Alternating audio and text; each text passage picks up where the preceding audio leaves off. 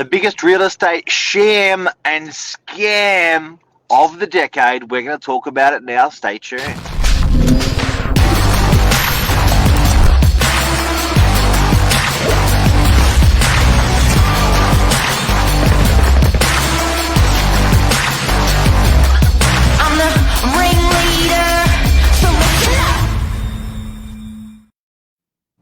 Oh, this is a spicy one. Yeah. You know... Hang on, let me wind Lisa up. Ready? Let me wind her up. I'm going to have a...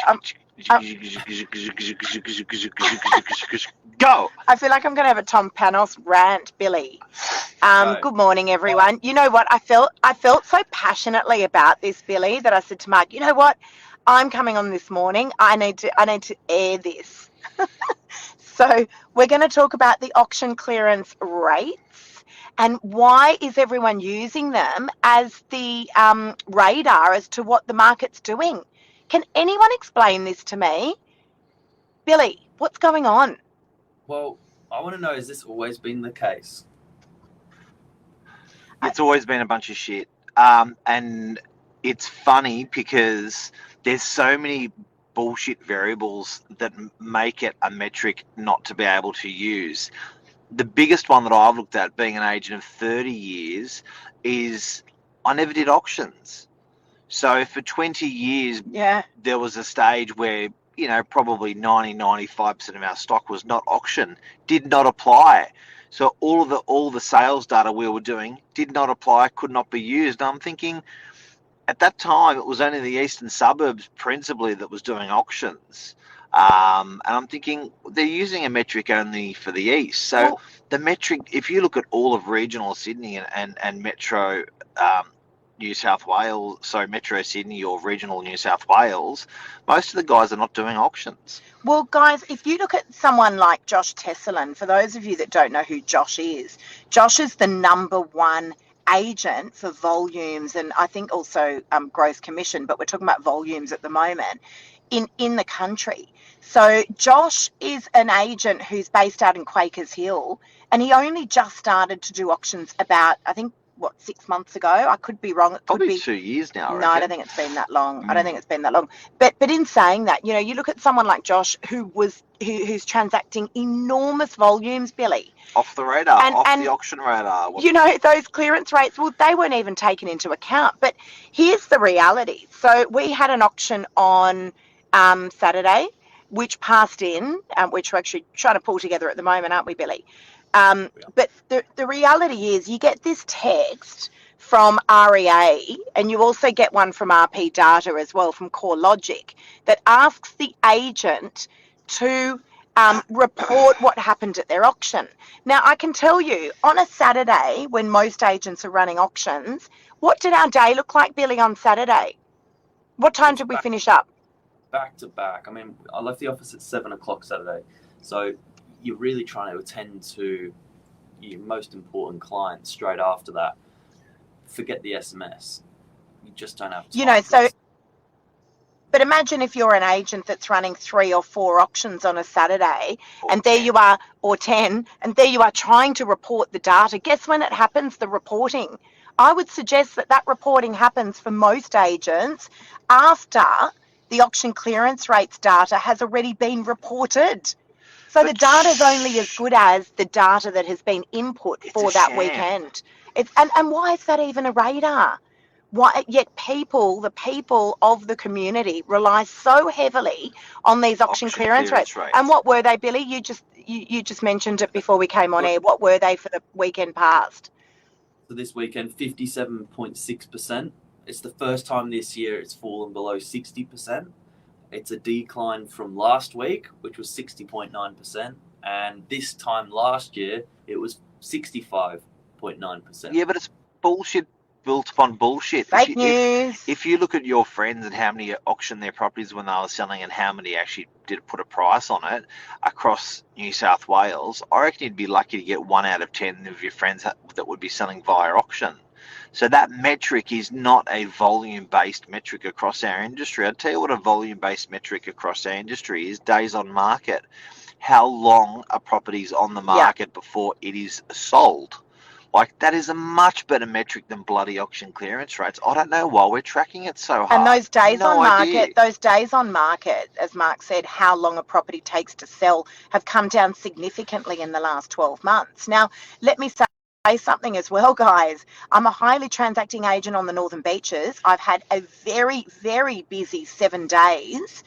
The past 7 days has been very active with sales. And I can tell you now that data for the auction clearance rates does not reflect at all what is going on in our area on the Northern Beaches. Would you agree, Billy? My biggest like, one liner to go back to here is that to butcher the numbers up and do it really even split, 30% of these properties are selling beforehand, 30% under the hammer, and 30% within the week after the auction. And I don't know whether they're being counted in that 65%. They're not. But I'd Right. probably get So then that's watering down the quality of data by exactly that proportion. So let me say this, Billy, because exactly what you said is right. Calm down, Liz. Calm down. A property that we ran to auction on Saturday was passed in. That was reported in the Sydney Morning Herald, and we're hopeful that property is going to exchange now relatively quickly. We've been in negotiations right throughout the weekend. So where does that data then get reported into those auction clearance rates? When I go back to a text like this one that I got from the REA group from realestate.com and then say that it's sold after, well, where do I input that data? Or where do I input the data that says that I sold the property 1 hour prior to the auction?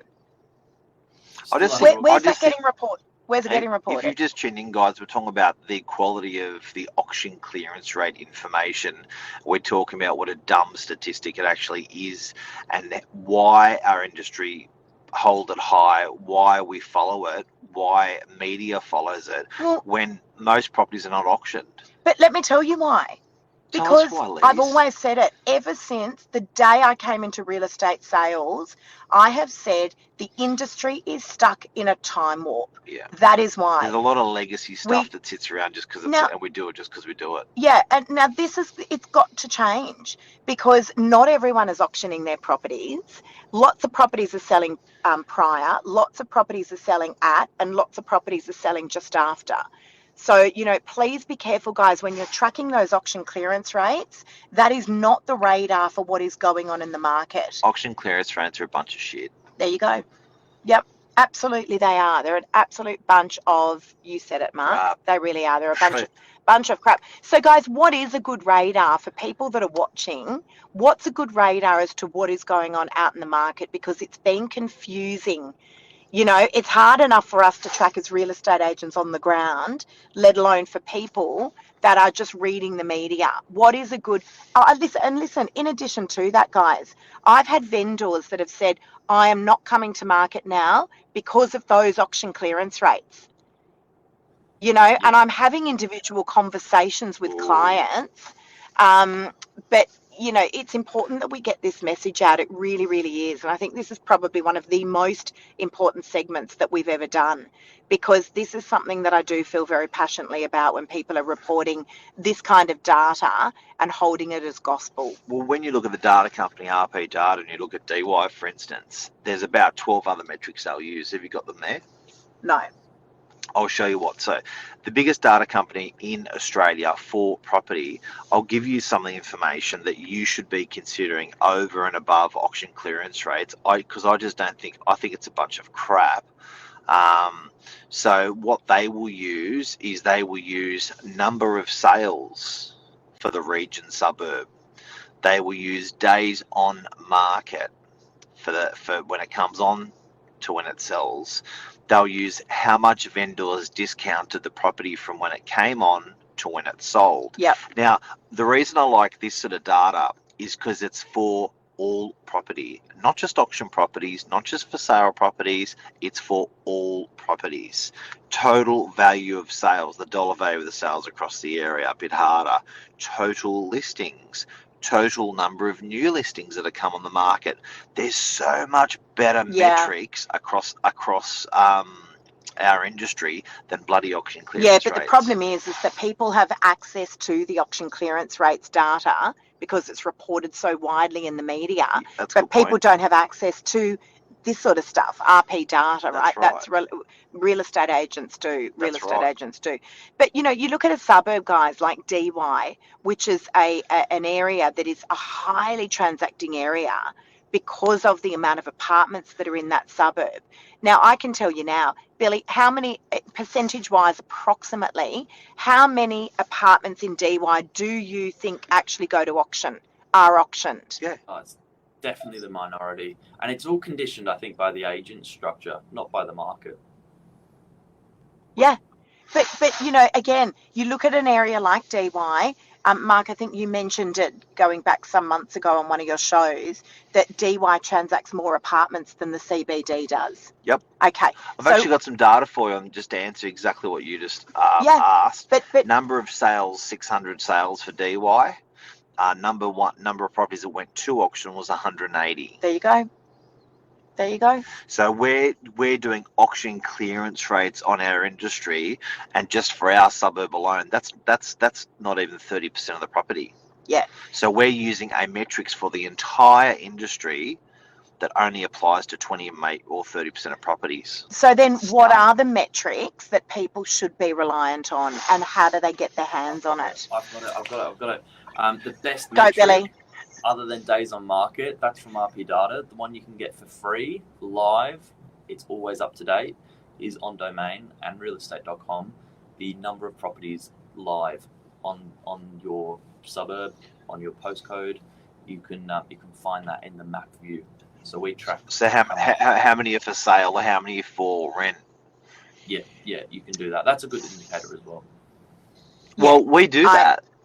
So just so you guys people would know this, but internally as a team, our sales team, we look at Northern Beaches, the whole region, what's on REA, realestate.com.au, and we report that as a group normally every 2 to 4 weeks. Do you want to know something? That's interesting. I think the amount of properties that are on the market for sale is also fake news as well.